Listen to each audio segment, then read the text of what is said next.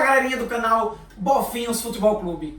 Hoje gravamos mais um episódio, sensacional. E o tema que a gente abordou hoje foi sobre a nossa Copa América, com um gancho na contemporaneidade do contexto da América do Sul. Então fica a dica, hein? Muita história, muita sociologia e principalmente futebol, a nossa paixão nacional. Aguardo vocês em mais um episódio do canal Bofinhos Futebol Clube, com seus comentários, likes e principalmente compartilhamento. Segue dando like aqui pra gente, tá bom? Obrigadão e até a próxima. Foi louco por ti, América, louco por teus sabores.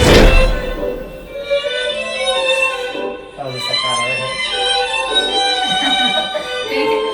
Salve, salve, galerinha! Hoje a gente começou com esse tango de Gardel porque nós iríamos fazer uma grande homenagem ao nosso continente latino-americano. Por causa do que, professor Marcelo? Porque estamos na 45ª edição da Copa América, Copa que será aqui, que está acontecendo aqui no Brasil, correto? E que pela segunda vez está sendo aqui no nosso país e que é o torneio mais antigo da história. Vou lembrar que desde lá do comecinho do século XX que nós temos edições da Copa América, que antes era chamada como? Sul-americano. Copa Sul-Americana. Depois vai mudando de nome. Aí só a partir de Quem sabe? 1975 passou a ser Copa América de fato. Acertou. Campeonato que reúne as seleções, os países do continente sul-americano e alguns países convidados. Esse ano a gente vai ter Japão, Catar. Honduras, que é ali da América Central. Já teve México. Já também teve participando, México, Estados exatamente. Unidos. E aí, pegando essa temática bem importante futebolística, a gente vai falar do nosso continente, que é um continente, assim, além de sensacional, é o nosso continente e tem histórias bastante importantes e, assim, bastante peculiares, correto? Exatamente. Vocês estão percebendo? Argentina e Uruguai. Uruguai. É a final da primeira? Da primeira Copa do Mundo, lá em 1930, uma goleada do Uruguai, 4-2, diga-se de passagem, correto? A Celeste. A Celeste, o Uruguai foi, lá no início, foi bicampeão mundial e depois nunca mais ganhou, né? Esses 4 estrelinhas, né? São 2 mundiais, 2 Olimpíadas. O Uruguai é bem Exatamente. chique. Porque o Brasil só ganhou agora, depois de muita dificuldade, o Uruguai já tinha 2 há muito tempo. Mas enfim, aqui a gente não vai usar esse negócio de verde e amarelo não, que não é muito com a gente não, que a gente é da área de história. Vamos usar mesmo Argentina e Uruguai. A gente vai aproveitar a Tô com temática medo. América do Sul, mas não falaremos do Brasil, porque acho que o Brasil é um episódio à parte. Mas enfim, o que é que vai acontecer?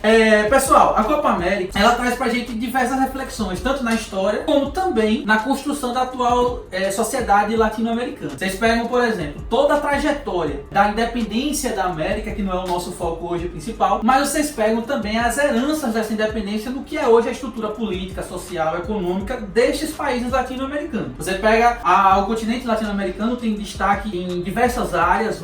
A gente já teve o orgulho de nós termos cerca de 6 prêmios Nobel de literatura no nosso continente latino-americano. O Brasil não tem nenhum, Mas assim, eu acho que injustamente. Porque Machado de Assis, pra mim, é um escritor que merecia já ter vencido o Cenas prêmio. para os próximos capítulos. É, O problema é com quem também- concorre. Mas Machado é Igual sensacional. Jorge Amado também, que concorreu com algumas pessoas. Jorge Amado é baiano, É complicado. Ele vai puxar a sardinha pela Bahia, mas Machado de Assis é o escritor da língua portuguesa. E é o que eu tô disputando com o Camões, com Saramago. Saramago, por aí vai, né? Tudo bem, mas há controvérsia. Opinião. Então o que é que acontece? Você já teve Pablo Neruda, você já teve Gabriela Mistral no Chile, você teve Otávio Paz, você já teve o grande, o glorioso Lhosa no Peru, você já teve Gabriel Garcia Marques. Então é um continente que tem destaque nesse âmbito da construção intelectual. Culturalmente nós somos extremamente ricos, né? Enquanto continente, enquanto produção, vamos lembrar que, tirando o Brasil, mas no resto da América Latina, América Hispânica, a gente tem universidades desde lá do iniciozinho, só no Brasil que tardiamente houve a construção das universidades. E a universidade é sim o canto do saber, correto? Exatamente, o Peru foi um grande destaque da formação da sua universidade no século XIX. Já se discutia a formação de universidade laica no Peru. Enquanto que no Brasil, a gente lembra bem da Inconfidência Mineira, enquanto que os confidentes pensavam em fazer uma universidade laica, o governo da época no Brasil instalado proibia a construção dessa universidade lá. Enfim, então temos uma construção enquanto países sul-americanos bem parecidas, principalmente tirando o Brasil, que são todos descendentes do reino espanhol, somos todos hispânicos ali, e a partir daí a gente encontra uma história em comum, mas políticas diferentes depois das independências que ocorreram ali. E aí vamos lembrar que durante o processo lá das independências, a gente destaca alguns nomes bem importantes, como San Martín, como aquele que dá o nome ao campeonatozinho da Libertadores da América, que lá atrás era Bolívar. Simão Bolívar. Simão Bolívar, que ele tinha um sonho, logo após o processo de independência, de que toda essa América Espanhola fosse um país só, a Grande Colômbia. Ele defendeu isso efusivamente lá no Congresso do Panamá, onde ele foi rebatido por Inglaterra e Estados Unidos e acabou havendo a fragmentação da América Espanhola. Lembrando que você pega, por exemplo, a independência da América Portuguesa, já não houve essa fragmentação. Toda a América Portuguesa hoje é o quê? Brasil. Porque é complicado, né, a história do Brasil, bem diferente da história hispânica colonial. Agora o que é que acontece? Você tem hoje o continente latino-americano, ele vive um panorama político que é muito compatível a quase todos os países dessa região. Você teve, durante o início dos anos 2000, uma leva de governos populistas de esquerda, uma leva de governos que estavam engajados no pensamento de esquerda e estavam trazendo toda uma construção mais partindo para o lado social. Você teve, por exemplo... Mas com muita corrupção. Vai. Mas você teve, por exemplo, o lulismo, você teve, por exemplo, o Hugo Chávez, você teve o Evo Morales e por aí vai. A Cristina Kirchner na Argentina, que são governos de esquerda. E hoje nós estamos passando por uma controvérsia em relação a isso, uma oposição em relação a isso. Hoje estão nascendo governos como o próprio Macri na Argentina, como o próprio Bolsonaro no Brasil, como o próprio... No Uruguai você está tendo manifestações contrárias ao governo de esquerda que vem se instalando no Uruguai há mais de 12 anos. Então você tem essa dualidade ainda presente no nosso continente latino-americano. E assim, como é sempre com um movimento sul-americano, vamos lembrar que lá na década de 70, na década de 80, também houve um movimento unificador político que foram as ditaduras. Qual foi a ditadura da América Latina, professor? Muita ditadura.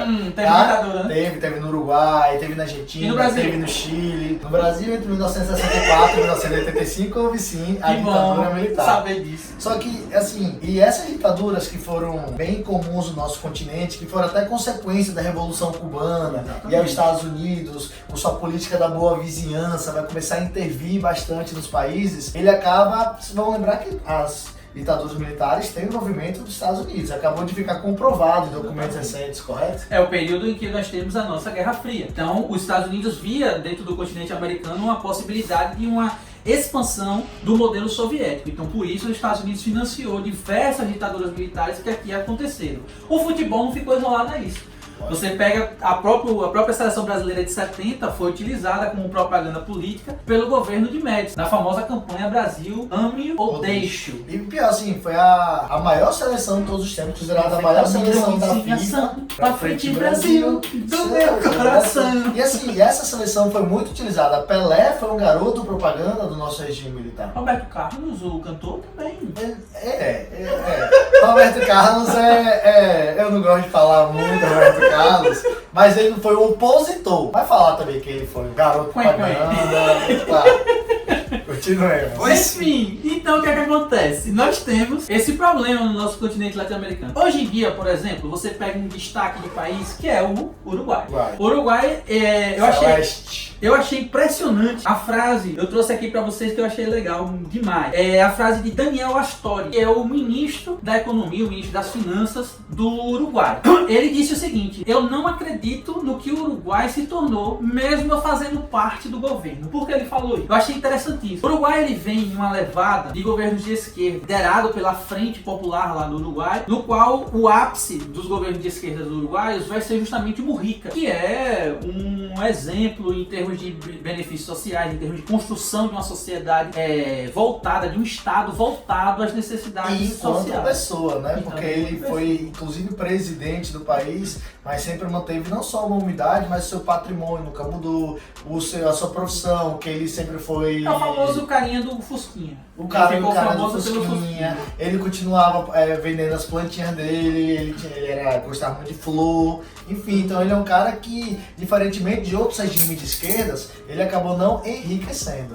Então Mujica acaba sendo um dos grandes ícones dessa política de esquerda populista que a gente teve, só que com algumas relevâncias diferentes, com algumas digamos assim, construções diferentes, peculiaridades, até pela falta de corrupção, por ser um cara muito simples, bem diferente de outros governantes que foram extremamente com o ego lá em cima, digamos assim. Mujica sempre manteve, Hugo Chávez, por exemplo. Mujica sempre manteve a humildade. Mas a gente sabe que o nosso continente, nesse populismo, sempre foi um continente que sempre tratou o político com muito amor, até eu diria, né? Como se Nós fosse tivemos aqui no Brasil um Vargas. Na Argentina, na mesma época, a gente teve Perón.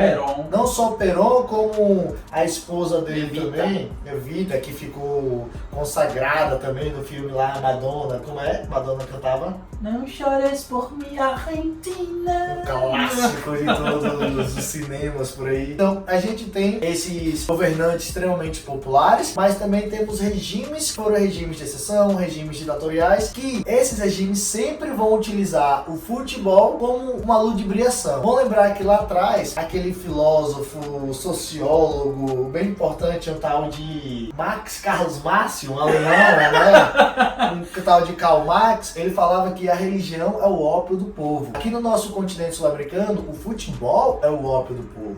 O futebol que é utilizado em momentos de maior polêmicas políticas, o futebol ali é colocado para distrair a população, enquanto a política come solta na corrupção. Exatamente, não só no Brasil, mas como na Argentina, no Uruguai, o futebol serve como válvula de escape para alguns governos, principalmente para implementações de pacotes, seja um pacote na economia, pacotes de reformas, como também implementações até mesmo de golpes militares, como já foram feitos no Brasil. Em 78, a Argentina vivia um governo bem pesado do ditador Videla, e Videla vai fazer uma Copa do Mundo, né, a Copa do Mundo de 78 lá na Argentina, que inclusive teve um craque holandês que se recusou aí, e existe uma polêmica muito grande, Johan Cruyff. Cruyff tinha perdido a final da Copa de 74, 78 ele se recusa a vir, muita gente diz que é porque a família dele foi sequestrada e aí falaram pra ele não vir. Outras pessoas dizem que é porque ele era contra o regime ditatorial da Argentina. E pra falar Pagu, né, professor? É sim, justamente nós temos lá, dentro da construção de Johan Cruyff, ele é conhecido como o filósofo do nosso futebol. E assim, ele é uma das grandes mentes, né? Ele é um cara brilhante, morreu recentemente. O Barcelona, que é talvez o maior clube do mundo, ou um dos maiores, muito da atualidade do Barcelona é da mente de Cruyff. Enfim, Cruyff ele recusa a fim em 78 e a Argentina tem todo um campeonato feito pelo regime militar. Dizem que para a Argentina ganhar, inclusive tem até uma polêmica em relação à seleção brasileira. A seleção brasileira, né? Do jogo Peru. E teve um triangular que passava um clube só. E aí o Brasil tinha tudo para passar. O Brasil precisava ganhar da Argentina, né? E aí dizem que deram água batizada para os jogadores brasileiros. Os jogadores brasileiros afirmam que beberam água e não tiveram 100% das suas forças no jogo. E aí, no segundo jogo argentino, que era contra o Peru, a Argentina precisava ganhar de 6-0 e ganhou de 6-0. E ganhou de 6-0. Virou uma polêmica muito grande e aí a Argentina acabou ganhando em 78. O que seria um prato cheio para a propaganda militar. Para a propaganda militar, assim como 70 teve o Brasil, né? Enfim, então em 78 nós tivemos uma relação muito forte entre política e futebol. Mas não foi só específico da Argentina isso daí, né? Não. Você vai ter, por exemplo, no Chile, você tinha o governo populista.